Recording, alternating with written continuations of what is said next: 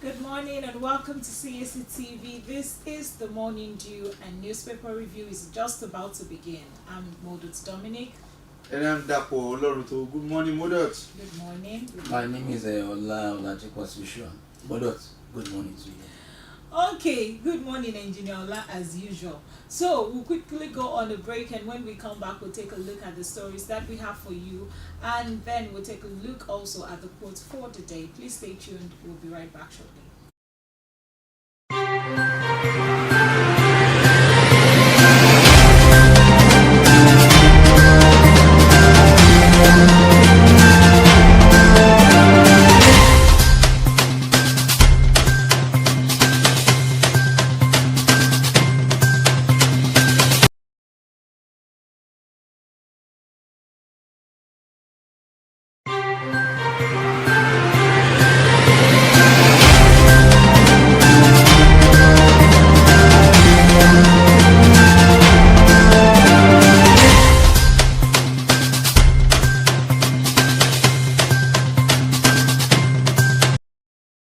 Welcome back.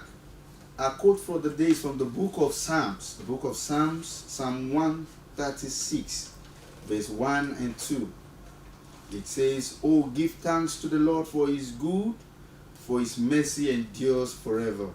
Oh, give thanks to the God of gods, for his mercy endures forever." At this point, I just want to stress that it is the mercy of God that has kept us this far. Just trying to evaluate how stressful, how difficult, how challenging the economy has been on us all. Lots of insecurity issue, and in the midst of this, it has been the mercy of God that has sustained us. And the same, I want to beseech us to believe that it is that mercy that will take us beyond 2023 into 2024, even as the year approaches. I want you to be thankful for who you are, for the benefits of this day, of a new day, and have the assurance that the mercy of the Lord will be sufficient for you. Have a blessed day. Thank you. All right, thank you so much, Dapo, for that quote. So quickly, we'll take a look at the stories that we have making headlines from the Punch newspaper. And the first story that we have says Tinubu presents budgets Wednesday. FEC okays $1 billion loan.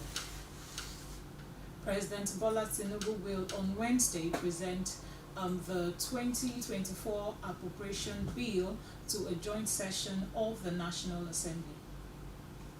This came as the Federal Executive Council on Monday approved the 2024 appropriation bill of 27.5 trillion naira.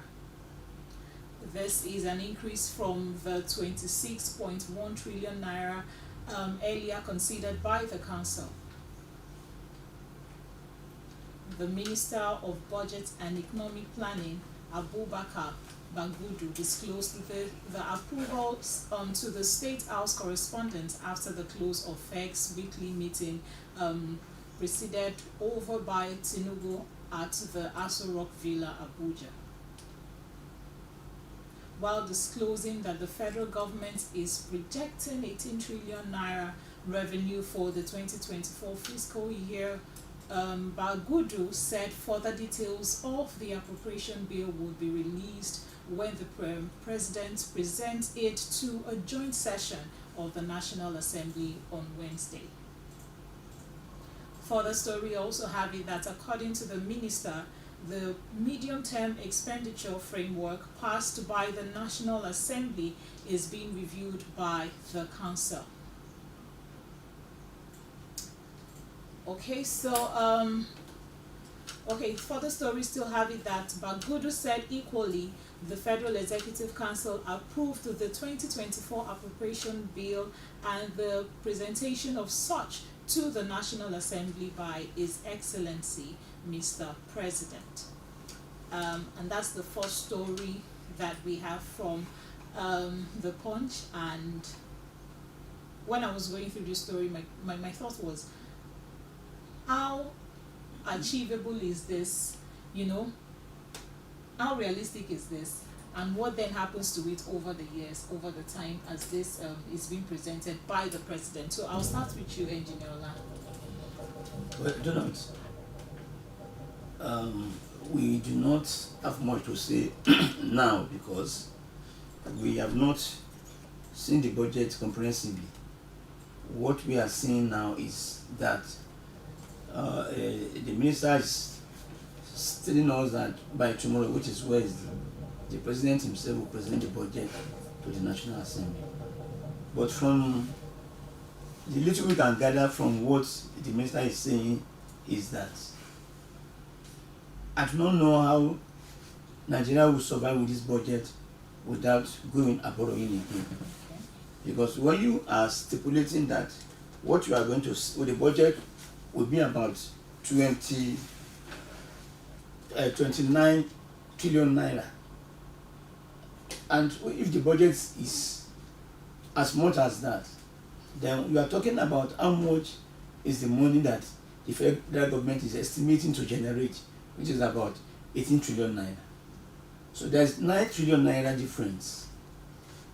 9 trillion naira difference from the expected amount of money that the country will generate and the amount of money the government will spend. And again, when you look at it again, the government is calculating by saying we are going to base the price of crude oil to 750 naira, 750 to a naira exchange rate, so 750 naira to $1. So that because whatever excessive amount of money we need for infrastructure and other things, we can be able to get the money. And looking at this budget, the government again have to go and borrowing. They've been talking with AFDB, African Development Bank, to get certain amount of money. And again, we are running away from debt. There's no way we can run away from debt with this budget that we have. Gather all the economic professionals in the world. If you still have to go out to borrow, though every country of the world do borrowing, but not to this extent. So my own advice is that from this budget, we have to look at our expenditure, the way we spend money, because when you are preparing budget, you have to consider your expenditure. Now, government is saying our priority is on education, on health, on security, but we have economic destroyers, and one of the economic destroyer, an agent of economic destroyer, is insecurity. There is no way you plan your economy when your people are not secured. They cannot go to farm, they cannot produce any food crops, and you are budgeting you are putting your budget on what you are expecting to gain from the economy, from Nigerian citizens. When there's no security, we'll be able to gain this. So it's a very big issue that we have to address, this security issue in the country. Otherwise, it's going to be like a circle. We'll just be moving around circle. Because when you go out to borrow, when you borrow money to eat, how will you pay back the money? So meaning that we have to first look at the things that we need to fix first before we can be realistic about the budget that we currently have. Yes, and again I have to talk about corruption. In a country where corruption is the order of the day, government should not accuse anybody now. Government should look inward and try to eradicate corruption. I could remember there was a time I was traveling. We got to Singapore. They brought out a book. It's as big as bigger than the Bible and the Quran. Crime prevention. That is in the book. They have names of everybody who is a criminal in that country. If you leave Singapore today and come back after 20 years, you'll be caught, because your name is inside that book, and it's at every point of entry, by land, by road, by sea, and every point of entry, the book is there. They opened the book. When the guy was opening the book, I said, look, my name cannot be in your book because it's my first time of coming to this country. So my name can't be in your book. So government has to design a method that, this is how to curb criminals. because they will still damage the economy. There's no way you can repair the economy when you have crime in the economy, criminals in the economy, then excessive spending. Excessive spending. This budget must be able to, government must be able to monitor the budget that they are proposing now, so that they can be able to curb all this excessive spending. So my take on this is that we can't say much on this budget as of now until when the budget is read and we now understand the terms and everything in the budget, be able to analyze the budget and come up with a conclusion on that. All right, thank you so much for that great insight. It means that whatever happens, we have to first make sure that the base is well taken care of to be able to achieve this. We are not saying it is not achievable, but we need to make sure that we have to be realistic with whatever it is. Okay, so going further, we have the second story from the Punch, and this says Ondo lawmakers meet today, may declare Ayedatiwa acting governor.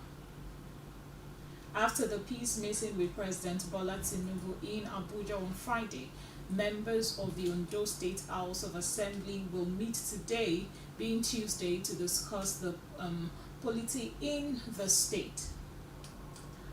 A source in the assembly said one of the major issues on the assembly agenda for today's plenary was the consideration of whether or not to declare the state deputy governor, Lucky Ayedatiwa, as the acting governor following the long absence of Governor Rotimi Akeredolu. Further story also has it that the source, the House plans to sit today, being Tuesday, and Ayedatiwa may be declared acting governor during the sitting.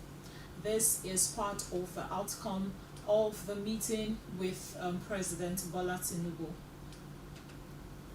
Going further, when contacted on the matter, the Speaker of the House, Olamide Oladiji, said he was at the meeting.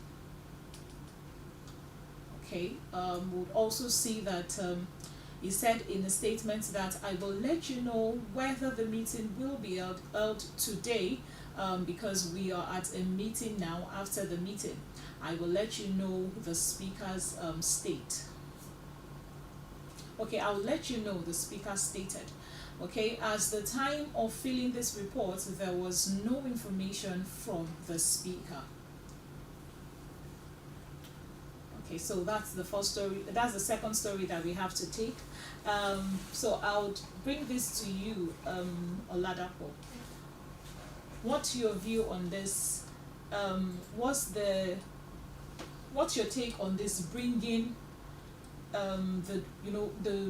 Mr. Lucky to be the acting governor, considering the state of things currently in Ondo State? You see, Ondo State has been in disarray ever since the governor fell ill and he traveled for treatment. He returned. He did not. He refused to go back to his state. We had reports said it is in Ibadan, and he has claimed to be there to witnesses. He has been visited by the Southwest governor to greet him, but be that as it may, if the state assembly have now decided to swear in the acting governor for acting governor, I think that is fair on the side of the law, because Governor Rotimi Akeredolu has been out of office for over 6 months, if not the entire year. So, and I think Ondo State needs to be governed. Ondo State needs to have a governor. Events, because the governor is sick, we must not hold the whole stage. So, the state needs to move on. For that to happen, the deputy governor must be given an opportunity to act on his behalf. He's acting. We saw that when the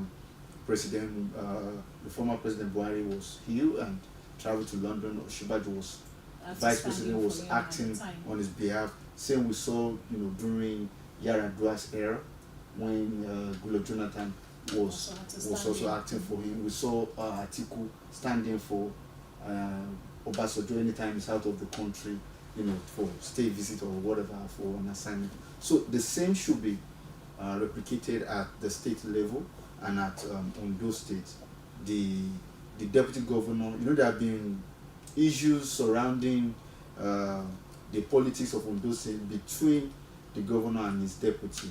There has been insinuations that things are not too well as they ought to. We even saw from report how the governor, on his return into the country, he fired all the media head of the deputy governor.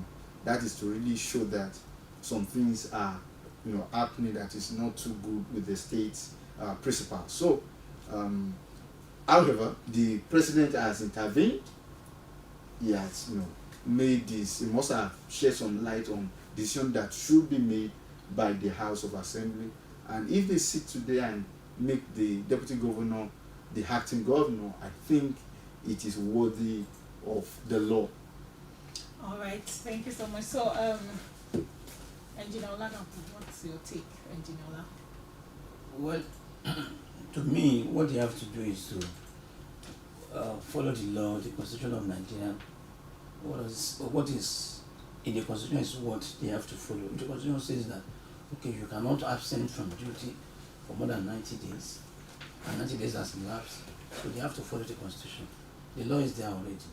So there is no gainsay from anybody that, we will do this or that, but they have to follow the law. That's my own position on that. All right, so we'll take the last story from the Punch newspaper, and this says Adeleke surpassed Oyetola's first year achievement. The Osun State chapter of All Progressive Congress and the state government on Monday further disagreed on the achievement of Governor Adedamola Adeleke in the first year of the governor's administration.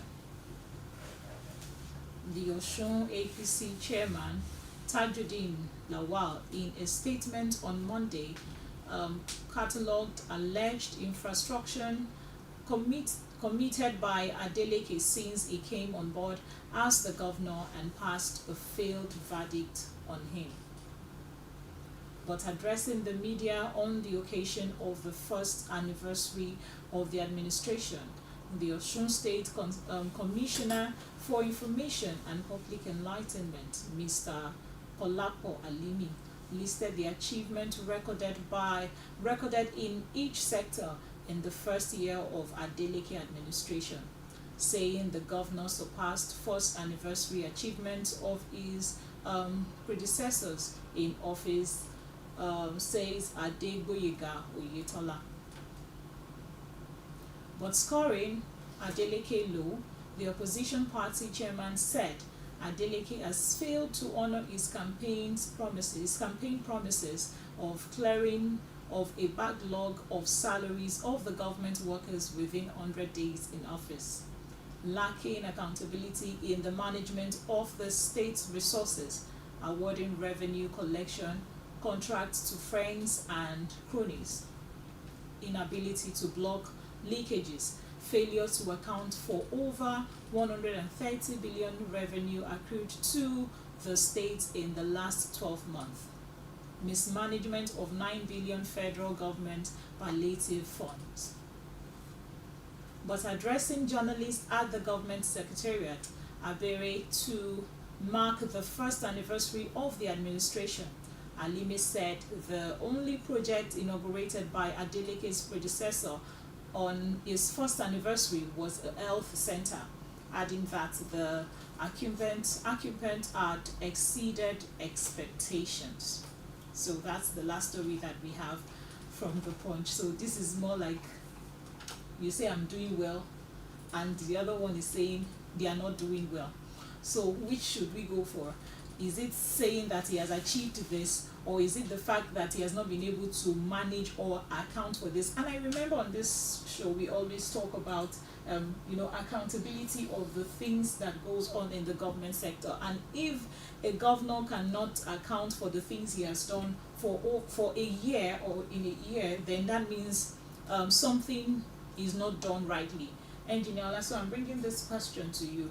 What's your take on this? And do you actually think that he needs to be congratulated for achieving just an health center for a year so far in the No, the health city? center was built by his predecessor, not himself. I think he has done more than what Building an health center. Oyetola did during the first year anniversary. But you see, one thing is like the saying of the basket of the basket that is holding a beer bottle or wine bottle is now calling The basket. that you are the trunk. What about the bottle itself that holds the wine? The both of them they are drunk. In essence, what I can say is that one, it's too early to judge if Adeleke is good or not. And another thing is that if you want to judge, if you have to judge, it is not people in government or the people in the opposition party that will judge Adeleke. It has to be the citizens. That with the citizens they have to come out and say, this is what Oyetola did during his first year anniversary. This is what he has achieved, and this is what Adeleke has achieved. But if the opposition party is saying he has not done anything, what do you expect the opposition party to say? Of course, the opposition party will criticize the present administration that you have not done anything. You are this, you are this, you are bad, you are that. That is politics of bitterness. They are practicing there because PDP has just got into power in Osun State, and barely a year, APC is now saying there is no achievement, they have not done anything. So it's a matter of time that we'll be able to know if really Adeleke is working or is not working. It's too early to judge Adeleke. But because for the past years, APC has dominated Osun State politics, it is now the turn of PDP. Let us see what Adeleke will do. Give him time to prepare himself and do what he has to do. So I don't have much to say on that because that is politics of bitterness. All right, so quickly we'll go on a break, and when we come back, we'll take a look at further stories making headlines from Vanguard and also the Sun newspaper. Please stay tuned, we'll be right back. This is still CACT.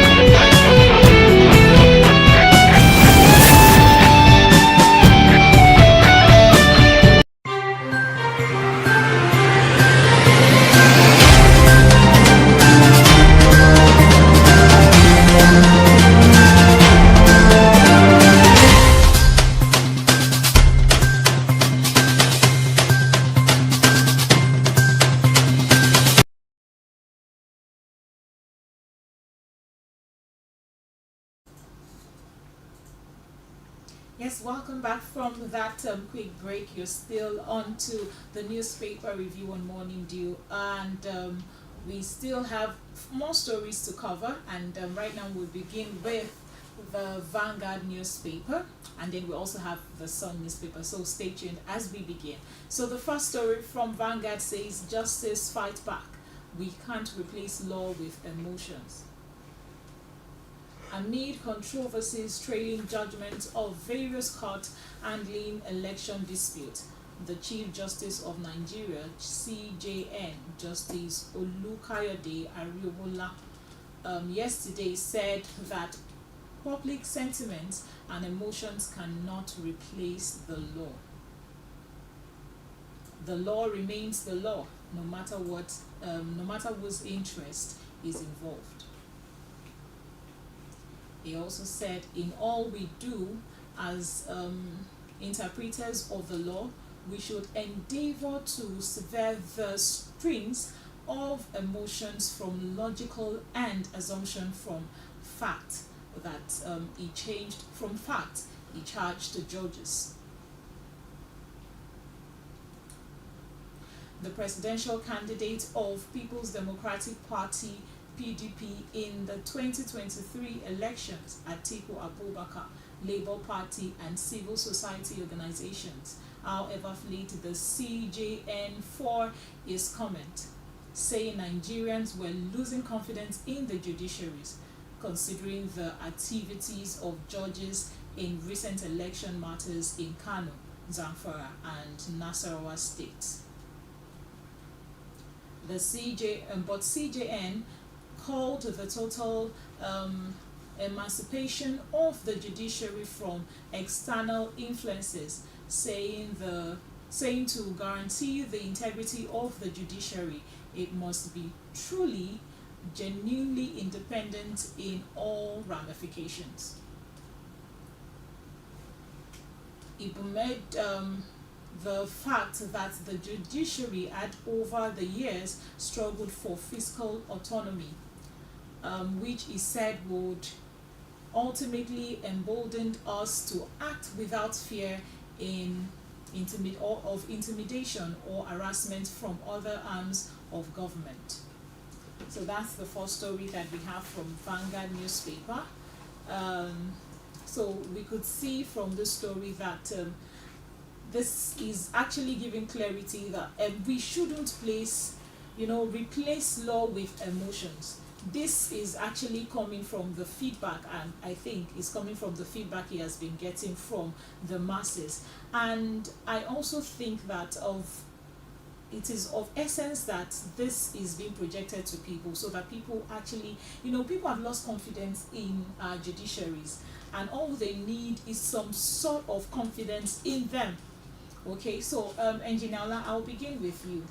So looking at this statement from CJN, with what we are currently facing, would we say that is outrightly right to say this, or do we say that he's actually taking side, or he's not taking side, or he's actually being plain with what he's saying? Yes, you see, but in a society where corruption has eaten so deep into the society, anything that happens in society will see it as corruption. What he's saying is very, very factual. Because in the history of Nigerian politics, it's always this statement after any election. When Shagari became the Nigerian president, it was like, oh no, this election was rigged because it did not favor Awolowo. The same thing is happening now. What do you expect Labour Party to say? That the law, there's justice in Nigeria? They did not win the election according to Supreme Court, not by anybody. Supreme Court. Now look at this scenario. In some areas, they go to court, PDP will win. There wouldn't be any argument like we are not in support of the judgment. Another scenario, APC will win. PDP will say no, it has been rigged. The court did not favor them. So we cannot replace law with sentiment and emotion. That is what the CJ will say. Anybody who's in that position, this is what he will say. You have to defend where you are working. You have to defend your department. Otherwise, proved wrong that this judgment is biased. That has not been proved. No, they went to tribunal. They went to appeal court, and they went to Supreme Court. And then that is the last the highest court in Nigeria that you can go to. So if after the Supreme Court, what else? So we can, because in a country where corruption is the order of the day, something like this issue will come up. People will feel aggrieved that, oh, I've been cheated. But is there any country in the world where everything is 100% pure? So that we cannot say. I don't have much to say on that. I will throw the part of the CJ. Okay, so Another from coming to you on this. So going by what CJN has spoken, and I'm asking you to respond. I'm asking you to respond like one of the masses that you are.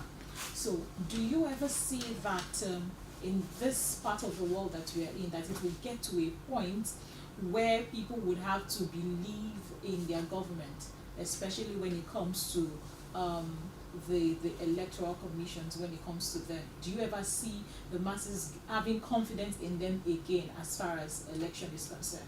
Well, as far as the election in Nigeria is concerned, Nigerians have lost hope in the judiciary, in the electorate, in the INEC itself. So, but that's not the matter, for debate, because either you trust or not, there will be election, somebody will emerge a winner. And what the CGA is, responding to is the cry of the people, particularly, I think one of the generals, the military, even, throwing at the government, the executive, that the judiciary system is not working. So probably they should scrap it. And they were saying that to the legislators.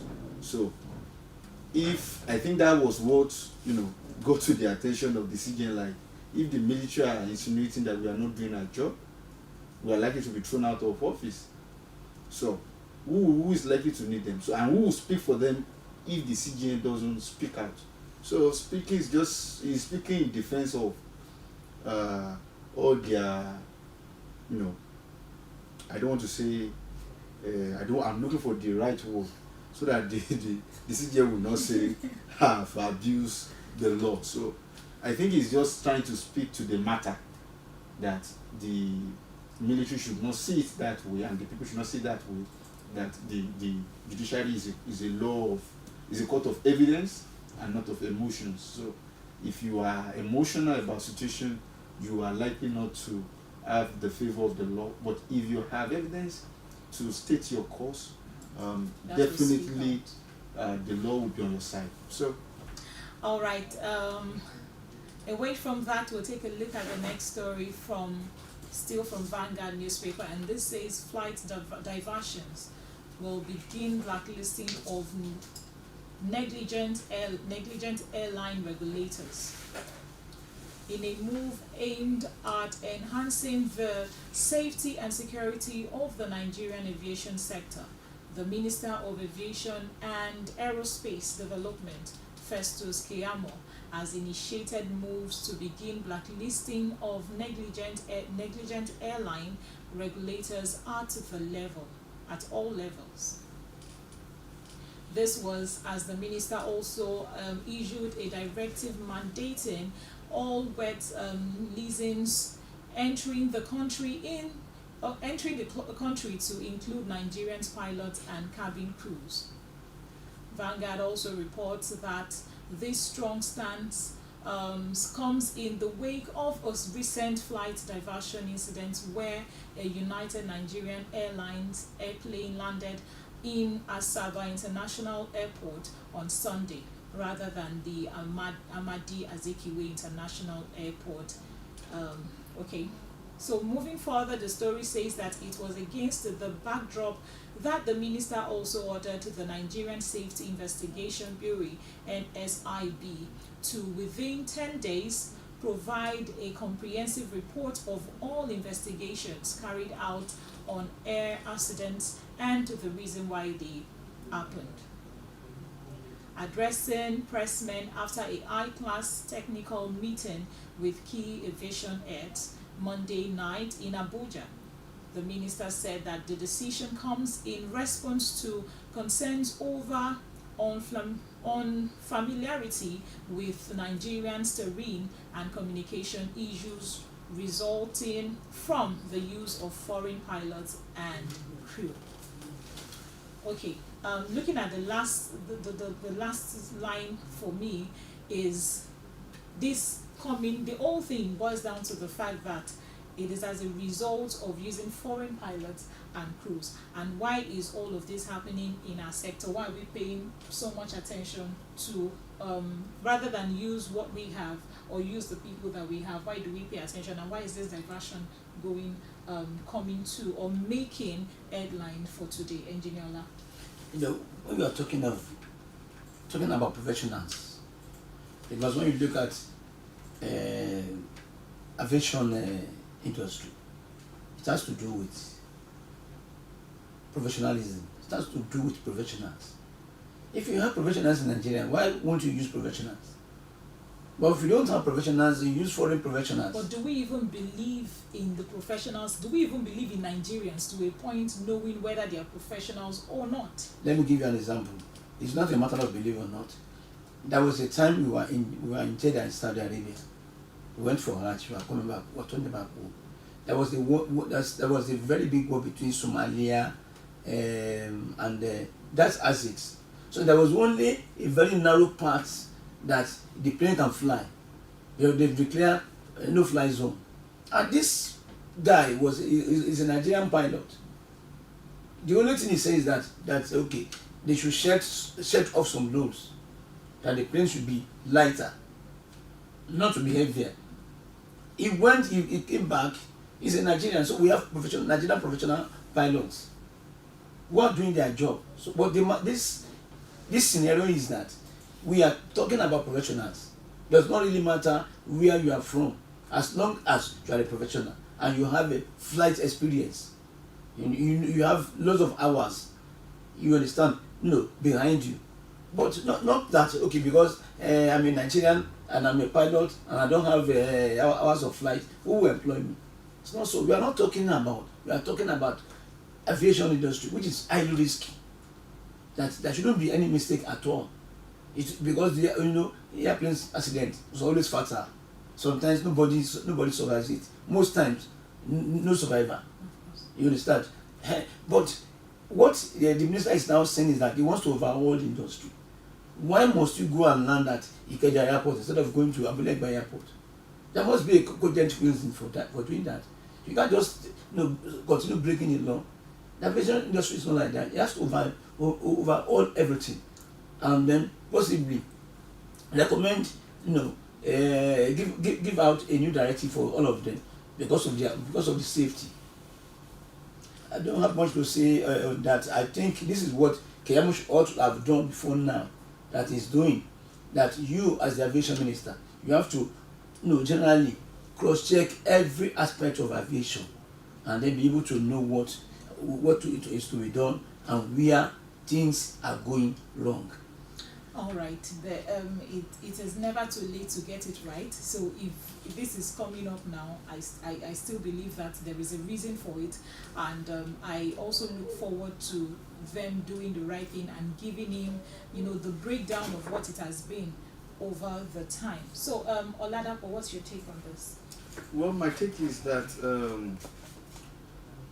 just like the minister requested that they include Nigerian-made pilots and cabin crew in the administration of other traveling agencies that include the American heads. But I don't know how visible that would be for if we don't have an airline of our own. I think we have Air Peace, and I think Air Peace is the only Nigerian-owned airline that is doing any international trip. The likes of Arik and some others are maybe on contract. They are still being managed by all these white people. So, and in a company of the white, with the kind of business interest they have, I think they are skeptical about having Nigerian pilots man their aircraft. So that could be the issue, and in a way, you know, empowering and employing, creating employment for their own people. Because if I'm coming to Nigeria, if I'm coming to the United States, for instance, and I'm establishing a business empire, I'm likely to feel safe having Nigerians like me in the business than having Americans in the system. The same they are trying to apply on Nigerian soil, bringing in their expatriates, bringing in their facilities, their aircraft, and they want it run by them. So it's, and if you look into the aviation industry, it's not something that you have to take with levity, that you have to manage. Exactly. You know, people who are to administer your business. Yes, It has to be, has to do with life. yeah, it has to do with life. So I will not fault them. As you are, be sincere to yourself. If you see a white captain on the plane and a black, you know, pilot, who, you know, let's have the plane side by side, who would you want to fly with? Let's be sincere with ourselves. Engineer, who would you like to fly with? An average of us will want to fly with the white, because they, you know, have mastered, like they trained the black men to, they've acquired. So even if it's a year one pilot, we tend, and aviation is not, you must have fly about 3,000 hours to be made a captain at all. So it's required lots of evidence. So, and we seeing those white pilots, the kind of confidence we have in them is far higher than, and the same goes for all, virtually every passenger.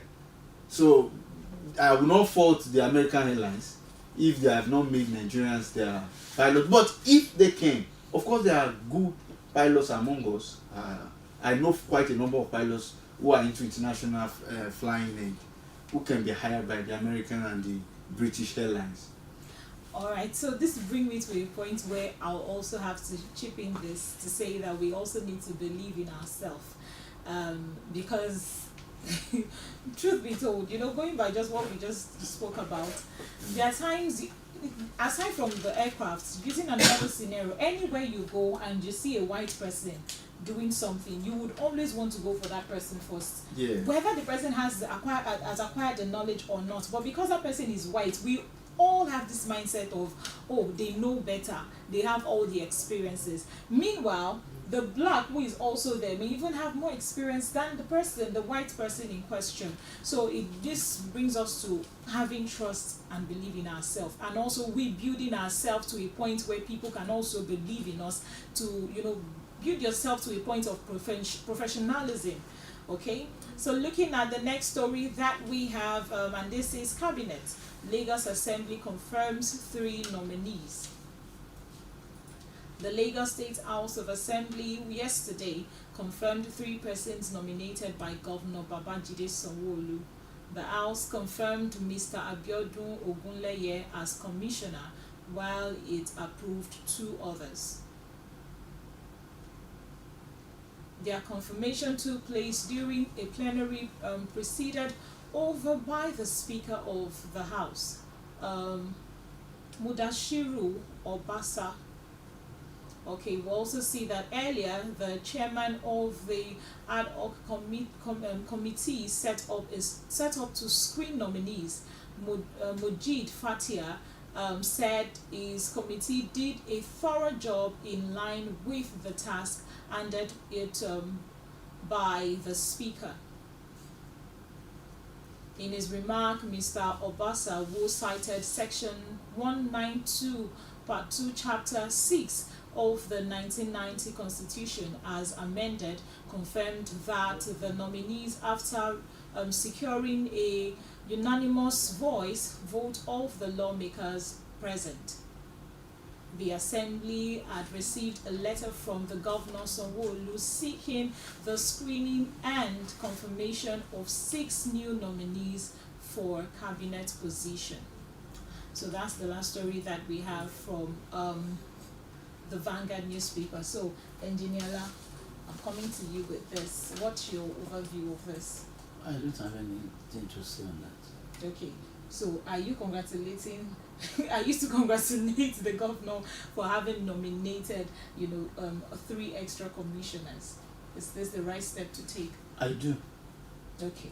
So we'll say congratulations to our governor for taking this bold step, and I look forward to the 3 people who have been nominated to be approved, and based on what they have and based on what they can deliver to the country at large, not just being nominated, not just being put there to be commissioners, but doing their job as the case may be. Okay, so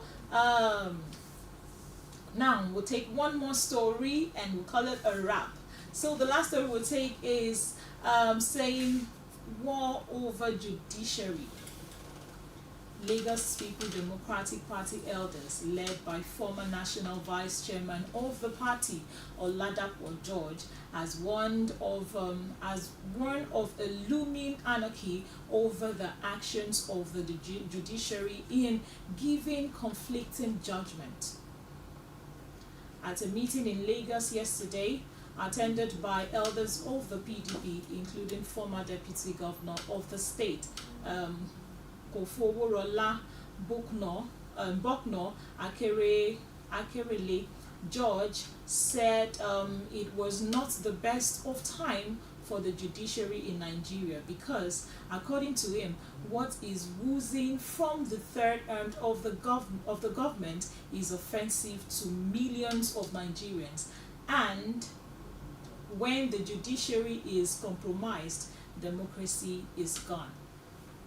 He said because of conflicting and contradictory judgments coming from a few judges, the faith of many Nigerians in the judiciary is understandably shaken. George said many Nigerians point to some corrupt judges who escape unscathed to enjoy the ill-gotten wealth because the system is weak or compromised to do proper investigation. We now have a situation in which courageous judges who refuse to do the bidding of the power that be are accused of being corrupt and forced to resign. In many political cases, millions of people believe, and rightly so, that some judges deliver judgment, not justice. What exactly is the problem of the judiciary? Where did we get it wrong? Why is it difficult for the judiciary to assert its control over politicians and political parties? Why are technicalities being used to affirm electoral haste and in the process undermine the will of the people and silence them? What is the meaning of a typographical error? When a judgment had already been delivered, it is, according to some Nigerians, that the real judgment was pushed aside and other read which has now led to a typographical error. So this still goes back to what we spoke about when CJ was speaking about people, believing in the judges or the judiciaries, the legislature, as the case may be. So, Engineer Ola, what's your last word for? You see, nothing good can come out of Israel except war. What do you expect from Body George? I'm not attacking his personality, but I've been following what he's been saying. For the past more than 10 years, I've been following what Body George has been saying. You are talking about justice, a judgment now that has passed. This Body George, he fell away from Obasanjo. He was in government. He fell away to Obasanjo. This same Body George went to prison and came back. He was always bitter about government policies and ideas, and has not brought out anything that is reasonable and tangible. Kofoworola Bokno was a deputy governor in Lagos under Tinubu.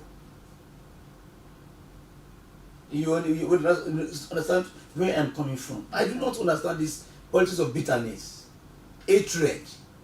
It doesn't go anywhere at all. There was a dispute. This matter was taken to court, tribunal, appeal court, and then Supreme Court. What is this? Is somebody whose head has been cut off. What is he saying? There's nothing can say. But it should not. Is an elderly person, well respected, should not be putting himself into unnecessary controversies. Because it's against the principle of the court that after judgment you start making stupid and useless discussions. Would you want to overturn the judgment, or what are you saying? No. But in some areas where the opposition party won, there are no much controversy, there are no noise. What is the same thing? If you involved in Lagos politics and you know what this man did in Lagos, and he said that if Tinubu becomes Nigerian president, I will leave this country. He's still in the country. He has not left. No.